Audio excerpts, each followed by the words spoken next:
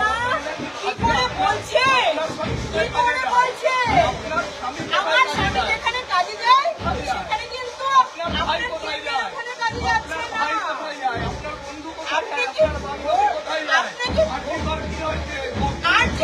আর্থিকল যা হয়েছে আর্থিকলের হয়েছে মা আর্থিকল যা হয়েছে আর্থিকলের মা, ঠিক আছে?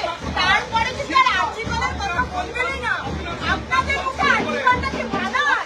আপনাদের মুখে আর্থিকলটা মানায়? হ্যাঁ, আমার সন্তান যে স্কুলে পড়ে সেই স্কুল থেকে কন্যাশ্রী পাচ্ছে, যুবশ্রী পাচ্ছে।